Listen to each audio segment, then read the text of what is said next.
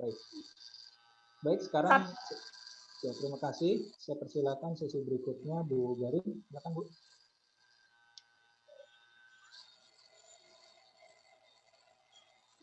Mohon bantuannya host materi presentasi Bu Garin. Baik, selamat siang Bapak dan Ibu. Masih semangat ya, walaupun kondisinya hujan. Dan saya mohon maaf juga kalau nanti suaranya terputus-putus. Coba saya share ya, saya coba share sebentar materinya. Salah.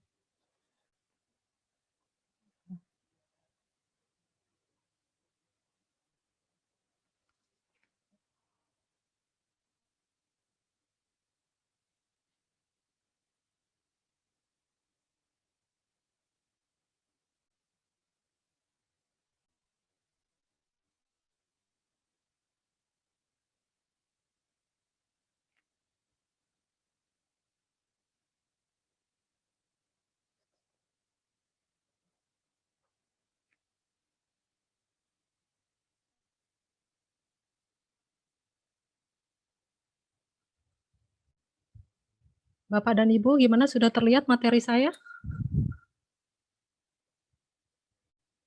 Terlihat Bu Garin. Terlihat jelas Bu. Baik, terima kasih. Saya coba mulai ya. Saya sekarang akan mencoba menjelaskan mengenai bagaimana kita mengatur cash flow bagi pelaku yang penjualannya online untuk usaha mikro kecil, usaha mikro menengah, dan usaha mikro kecil dan menengah. Tadi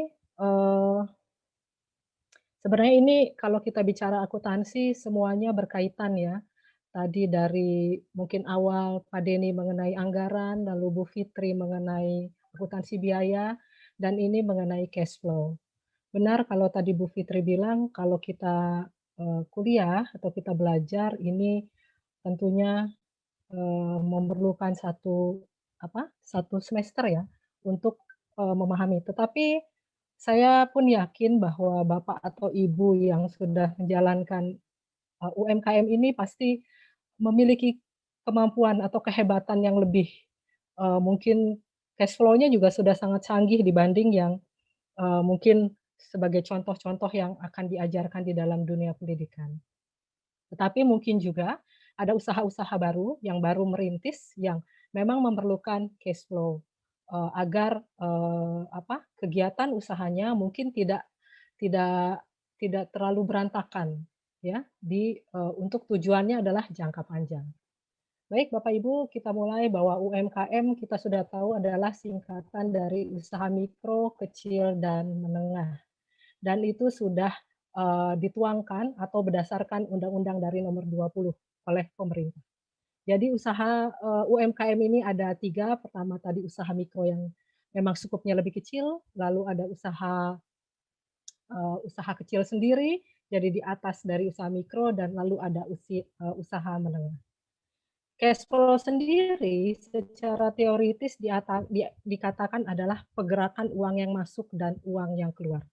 Nah, mungkin ini agak sulitnya kita di dalam berbisnis ya, bahwa bagaimana sih agar tidak lebih besar pasak daripada tiang, atau jangan ketika kita mau berinvestasi atau kita mau melakukan perluasan usaha, kita tidak memiliki dana yang cukup.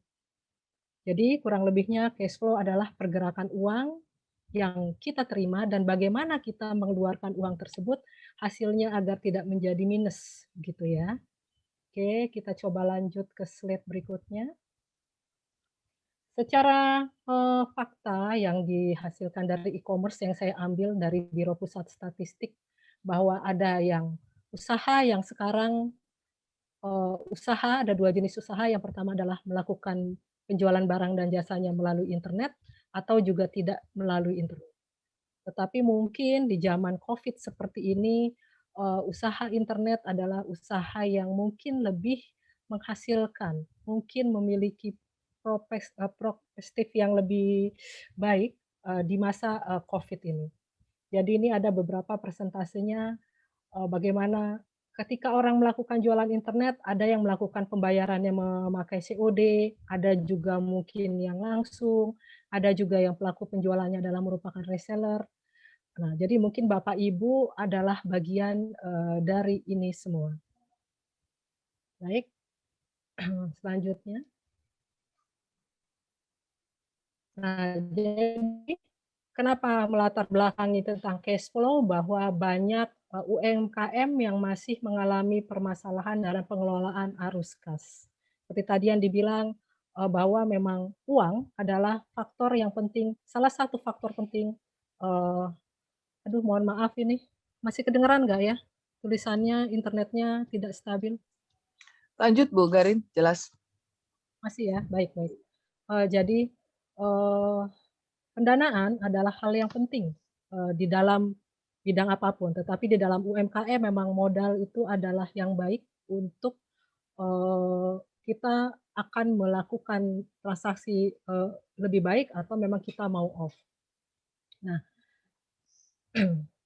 jadi kalau kita tidak melakukan cash flow atau tidak membuat arus kas, maka mungkin banyak sektor UMKM yang akan sulit untuk menentukan langkah-langkah apa yang akan dilakukan untuk pengembangan usahanya, untuk memperbaiki penjualannya, begitu ya.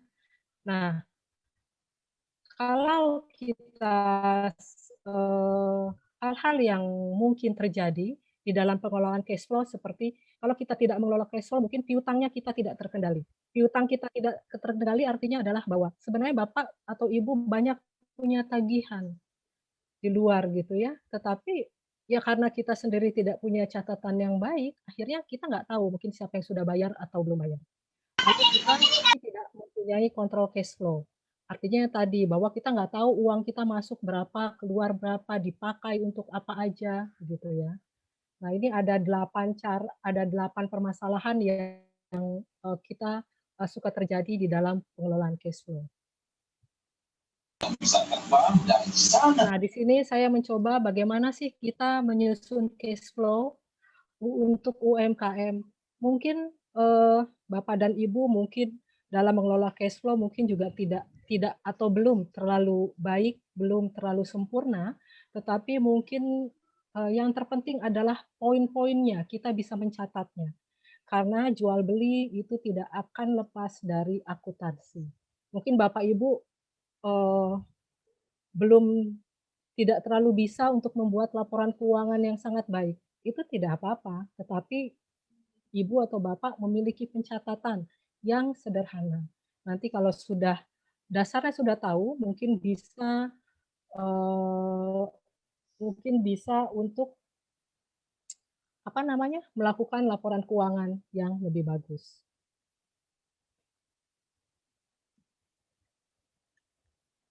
Nah, sebenarnya sebelum kita membuat cash flow dan strateginya, ada beberapa hal yang harus kita perhatikan. Pertama, jadi kalau kita buat cash flow, ada hal-hal yang harus kita perhatikan dulu, atau hal-hal yang kita konsistenkan. Karena kalau kita tidak konsisten, otomatis cash flow itu tidak akan kita bikin dengan baik.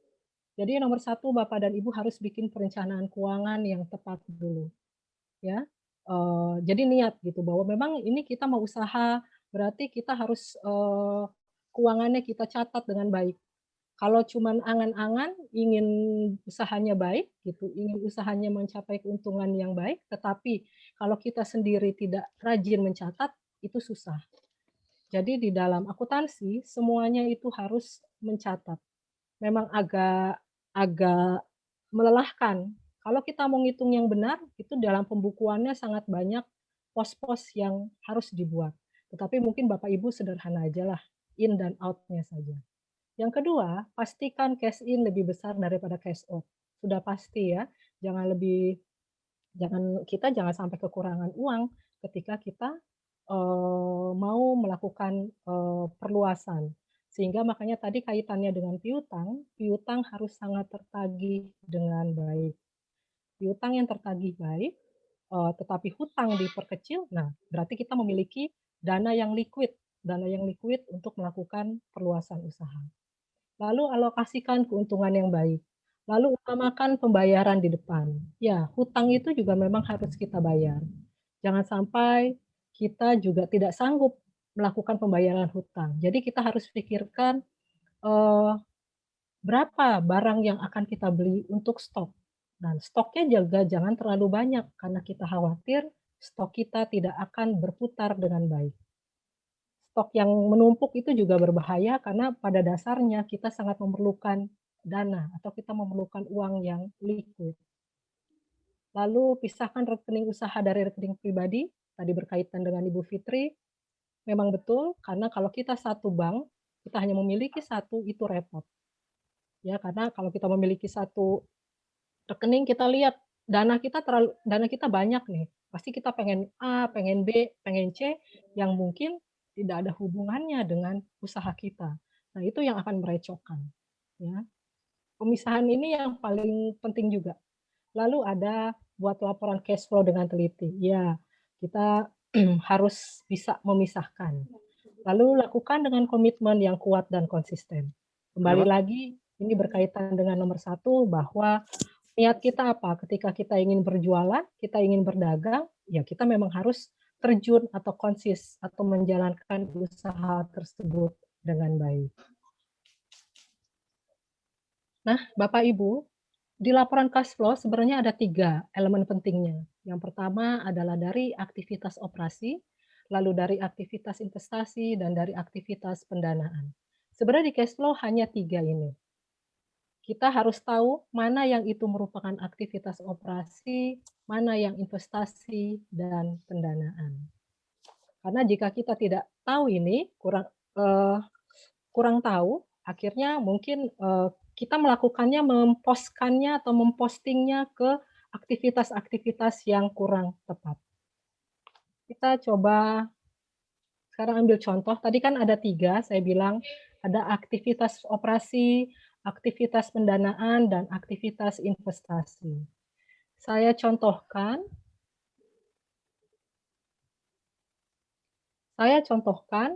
ini pertama adalah dari aktivitas operasi.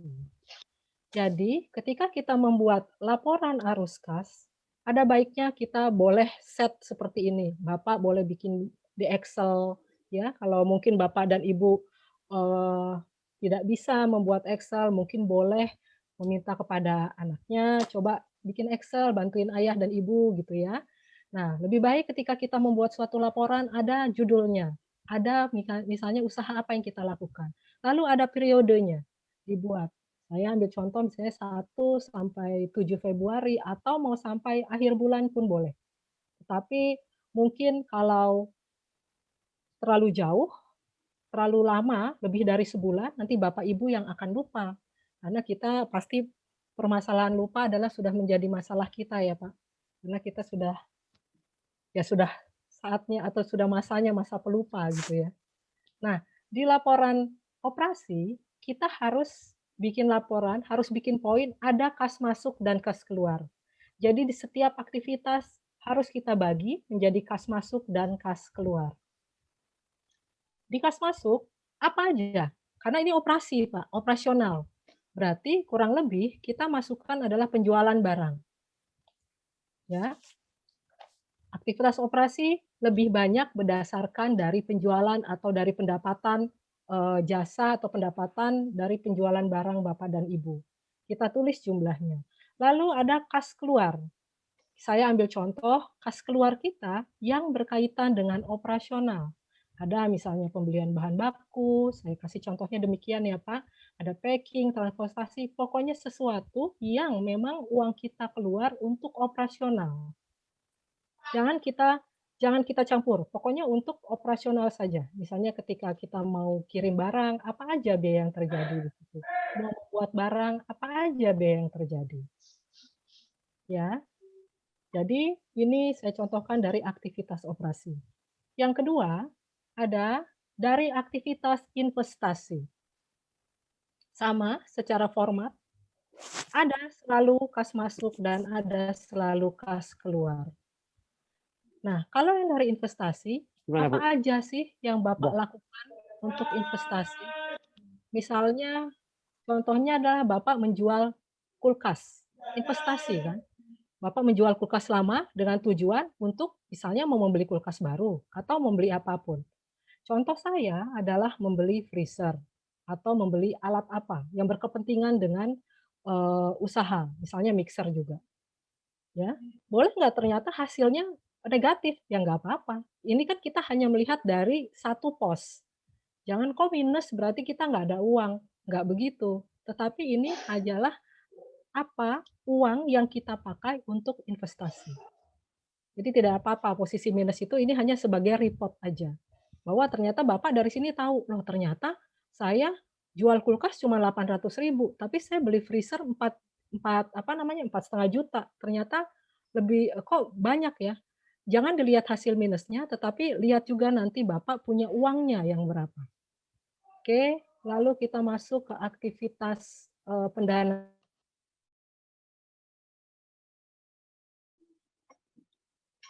Keluar, kas masuk, Bapak dapat uang dari mana saja.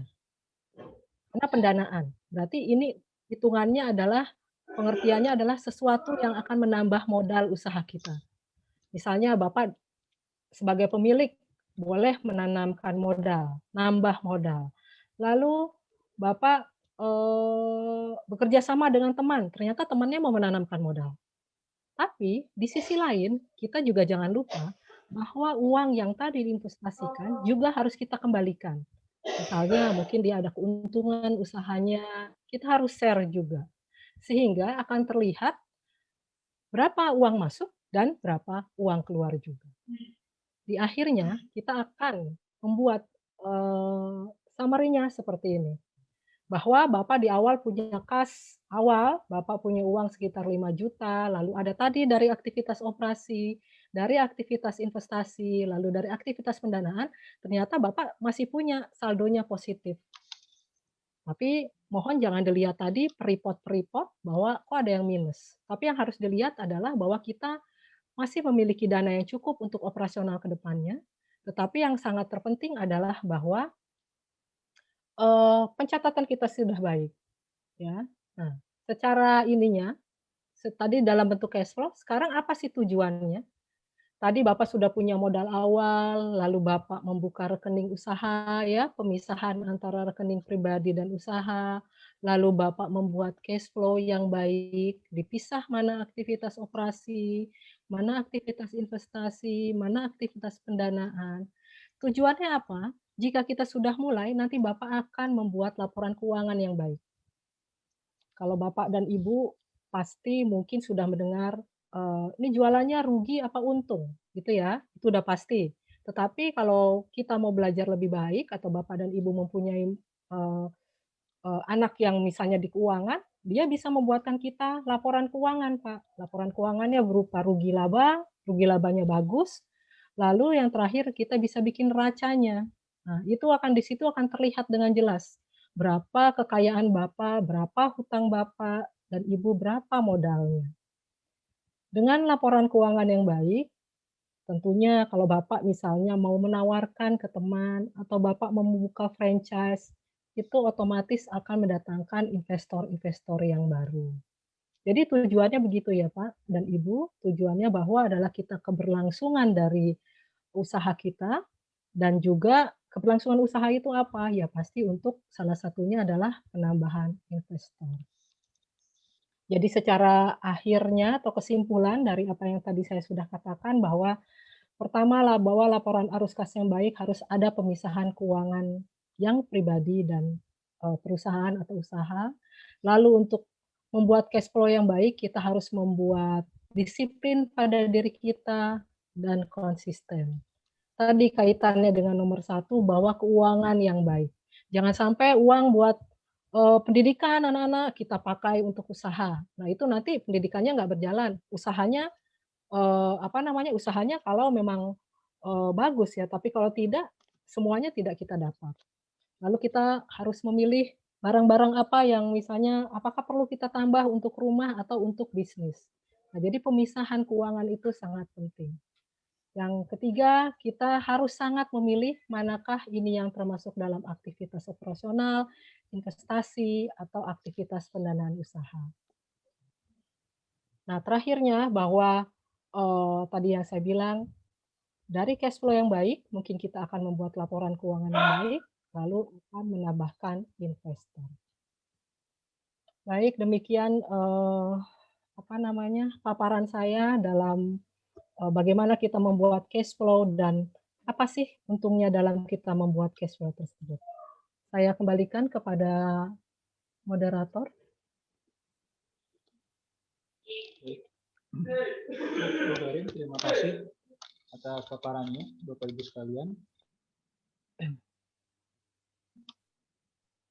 Menyusun cash flow. Nah, mungkin yang menarik di situ tadi disampaikan mengenai bagaimana saja kalau apabila Bapak Ibu melakukan bisnis secara online tetap saja harus ada cash flow.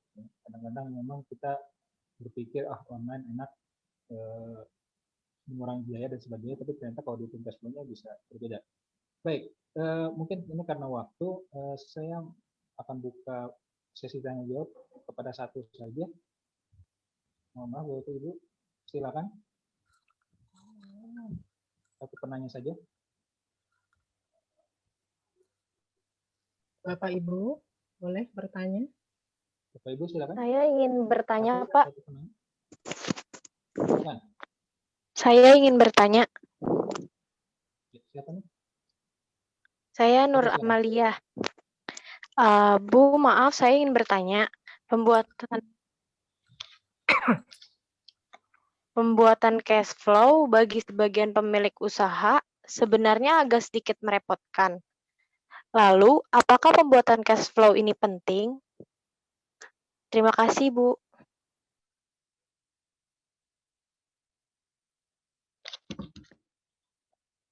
Langsung bisa dijawab, Bu Garin.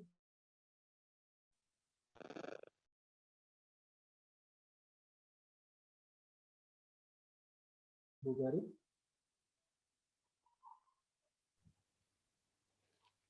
Baik, seperti di awal, sudah kedengaran ya Pak? Kedengaran, Bu. Oke. Baik, seperti di awal tadi saya sudah bilang bahwa cash flow ini adalah suatu pencatatan yang baik ya, yang memang harus dilakukan oleh semua yang melakukan usaha UMKM. Apalagi tadi seperti Pak Nasar bilang di zaman yang sekarang serba online ya. Nah, ini memang harus dilakukan dengan baik sehingga tujuan dari kita tadi melakukan cash flow yang baik adalah kita akan menghasilkan laporan yang baik. Karena suatu usaha apapun kalau kita tidak melakukan pencatatan, tentunya bagaimana kita bisa menentukan hutang yang berapa jumlah hutang harus dibayar, jumlah piutang yang harus kita terima gitu kan. Terus bagaimana untung atau rugi selama kita melakukan usaha. Atau juga berapa sih jumlah dana yang kita punya. Karena kalau kita tidak tahu berapa jumlah dana yang kita punya, ya kita repot juga. Kita tidak akan melakukan pengembangan usaha. Yang pasti tadi ujungnya adalah kita akan memperluas usaha kita, jaringan kita agar operasional bisa berjalan dengan baik. Begitu, Amalia. Ada lagi? Saya Bu, tanya Bu. Baik Pak. Silakan, Pak. Ya, mohon izin, saya Saiful Anam dari Karangtengah. Baik Ini Pak. terkait dengan cash flow. Sebelumnya, ini kasus sebelumnya ada kita mempergunakan motor pribadi buat urusan pribadi. Setelah dalam perjalanan kita masukkan ke dalam, oh ini buat usaha saja. Nah, kalau sudah bentuknya barang seperti motor dan sebagainya itu masuk cash flow-nya gimana Bu caranya Bu? Nah, ketika kita melakukan, baik Pak Ahmad Saiful, mohon maaf. Ketika kita, misalnya Bapak punya motor ya tadi,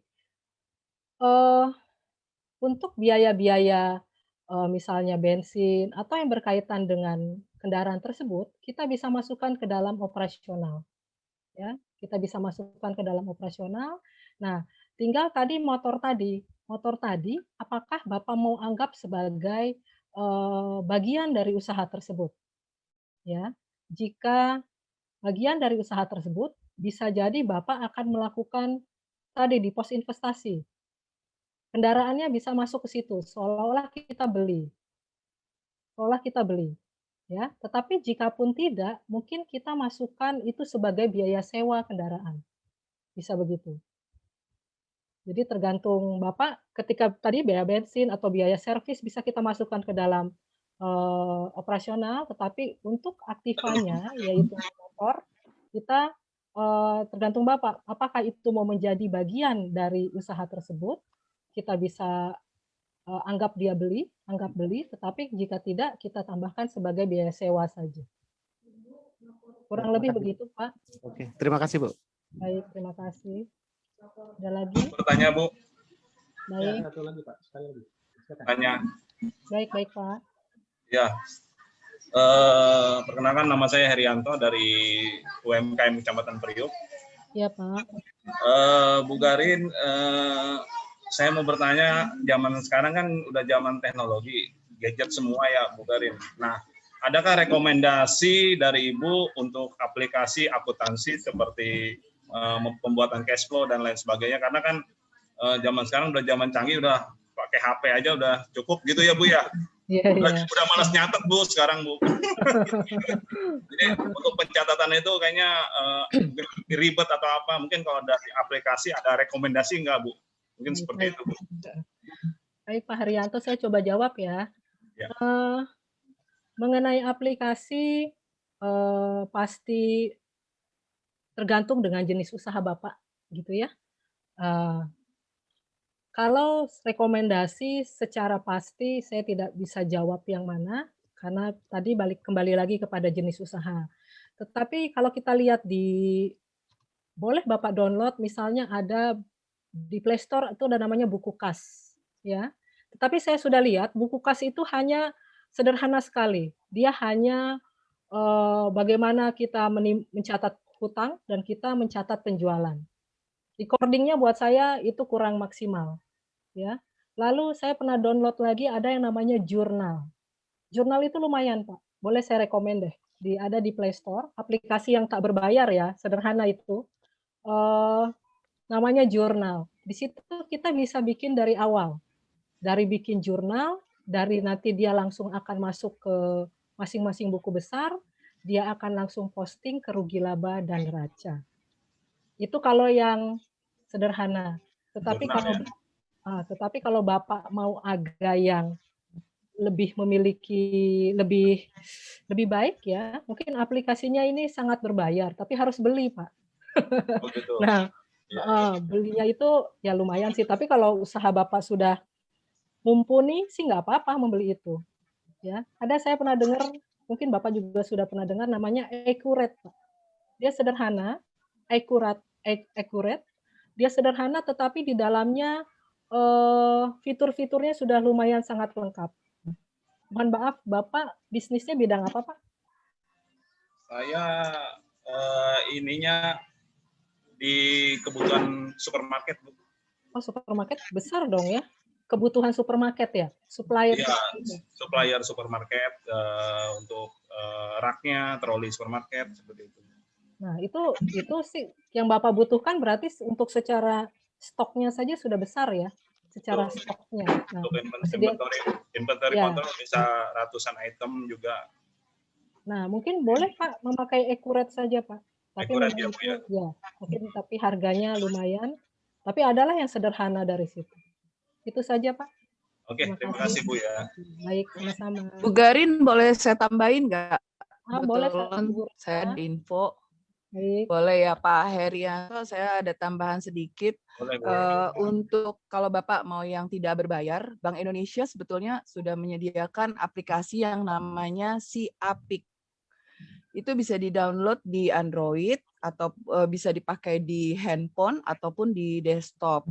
Nah, memang tujuannya Bank Indonesia mengadakan aplikasi si Apik ini memang untuk dalam laporan keuangan, dan itu sudah sesuai dengan standar yang memang ada di Indonesia. Jadi itu juga membantu kalau mau free ya. Tadi kalau mau berbayar tadi Bu Garin sudah menjelaskan. Mungkin itu tambahan dari saya. Oke, makasih, Karena Bu. kalau jurnal atau buku kertas kan kita nggak tahu ya siapa ininya, siapa pembuatnya ya. Tapi kalau si Apik ini dari Bank Indonesia langsung. Jadi mungkin saya lebih rekomen yang jelas gitu ya Pak ya. Siap, Bu. Makasih Makasih, Pak. Bu Rina. Makasih Bu Garin. Sama-sama. Baik, Bapak Ibu, terima kasih atas waktunya untuk Mungkin, saya. maaf Bu, sebentar. Ini ada Ya. satu lagi pertanyaan. Apa tuh? Di online dari Bu Francisca menanyakan bagaimana cara mencatat pengeluaran harian jika itu tidak ada bond atau pembayaran transaksi. Ya, Jawab singkat aja. jika tidak ada bond ya. Sebagai orang akuntansi, saya mengharuskan memiliki pencatatan. Ya, pencatatan itu sangat penting karena akuntansi adalah urusannya pencatatan. Jadi buatlah sesederhana mungkin, mungkin pakai kwitansi yang kwitansi yang sangat sederhana atau mungkin tulisan tangan saja dulu. Sehingga ketika terjadinya pemasukan atau pengeluaran uang kita mempunyai record. Karena kalau udah dilewatin sehari, 2 hari ya kita pasti lupa. Jadi kalau tidak ada aplikasi yang baik atau kita tidak mempunyai buku-buku yang baik, ya kita boleh tulis tangan saja dulu di kertas bahwa sebagai bukti, tetapi harus dilampirkan bukti pengeluaran dan penerimaannya di belakangnya. Harus dijadikan satu. Jadi jangan cuma tulisan keluar uang 1 juta, tetapi nggak ada buktinya. Nah itu nggak boleh juga. Jadi harus ada penulisan tersebut dan ada bukti uang itu keluar untuk apa. Begitu aja Bu Francisca. Baik, Oke, terima terima kasih. kasih, Ya. Bu Garin. Baik, sama-sama. Mohon maaf jika ada ucapan saya yang salah dan semoga informasi yang saya berikan dapat bermanfaat buat kita semua. Terima Baik. kasih. Baik, terima kasih Bapak Ibu sekalian. Saya akhiri sesi pertama. Silakan saya kembalikan ke MC Pak Nurul.